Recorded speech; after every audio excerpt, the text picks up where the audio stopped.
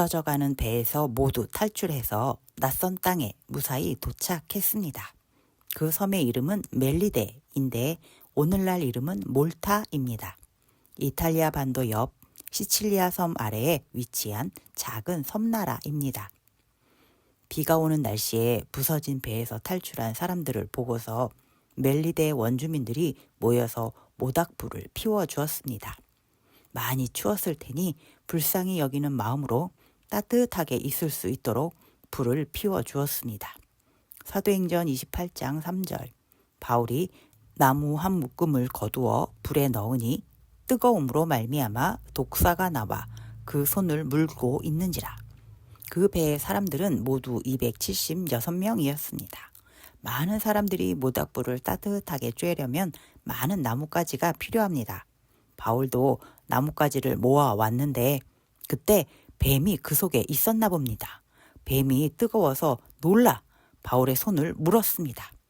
독사가 손을 물었다면 독이 몸에 퍼져 나가면서 손이 붙든지 몸이 굳어지면서 쓰러질 수도 있고 죽을 수도 있습니다. 그때 독사에 물린 바울을 보고서 원주민들은 바울이 죄인 중에서도 큰 죄인 살인자일 거라고 생각했습니다. 왜냐하면 바다의 풍랑은 무사히 피했지만 신께서 살인자를 독사로 벌을 주실 것이라고 생각했기 때문입니다. 그래서 바울이 어떻게 되어가는지 쓰러지는지 죽는지 살펴보고 있었습니다.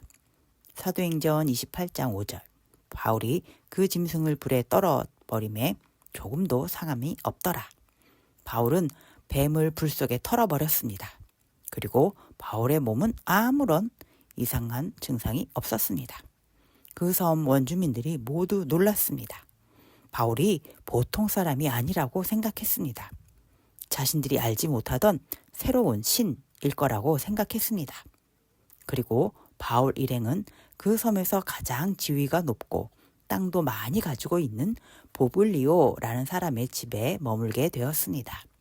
사도행전 28장 8절 보블리오의 부친이 열병과 이질에 걸려 누워있거늘 바울이 들어가서 기도하고 그에게 안수하여 낫게 하매 보블리오의 아버지가 심한 열병과 이질에 걸렸는데 고치지 못하고 있었습니다. 바울이 보고서 기도하고 안수하였는데 열병과 이질에서 나았습니다. 온 섬에 소문이 퍼졌습니다. 그래서 많은 병든 사람들이 바울을 찾아왔습니다. 바울은 그들을 위해서 기도하고 안수도 해주었습니다. 모두 병에서 나았습니다. 그 섬 사람들이 너무 고마워서 바울 일행을 극진히 대접했습니다. 그리고 섬을 떠날 때도 필요한 것들을 배에 실어 주었습니다. 바울은 독사에 물렸는데 어떻게 멀쩡할 수 있었을까요? 또 많은 병든 사람들을 깨끗하게 고쳐줄 수 있었을까요? 마가복음 16장 18절 뱀을 집어올리며 무슨 독을 마실지라도 해를 받지 아니하며 병든 사람에게 손을 얹은즉 나으리라 하시더라. 예수님께서 하신 말씀처럼 되었습니다. 바울이 엄청 건강해서 뱀에 물렸지만 멀쩡했던 것은 아닙니다. 바울에게 특별한 능력이 있어서 병든 사람들을 다 고칠 수 있었던 것은 아닙니다.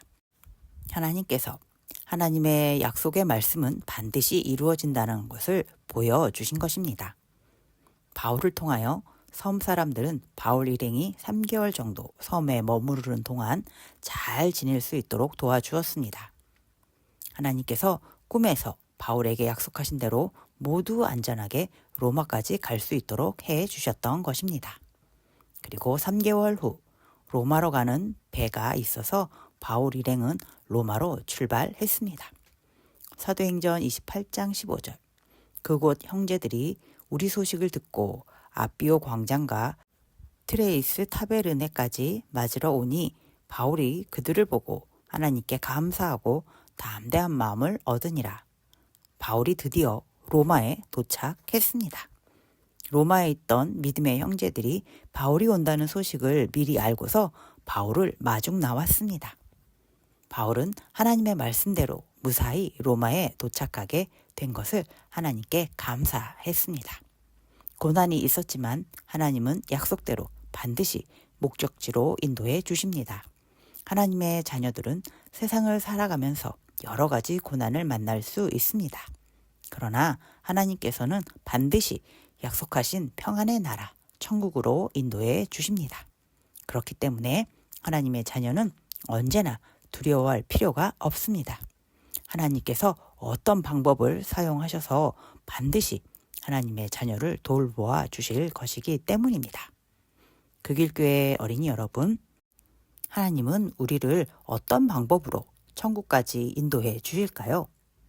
하나님의 인도하심을 기대해 보면서 언제나 하나님을 사랑하고 하나님의 말씀을 소중히 여기는 어린이가 됩시다.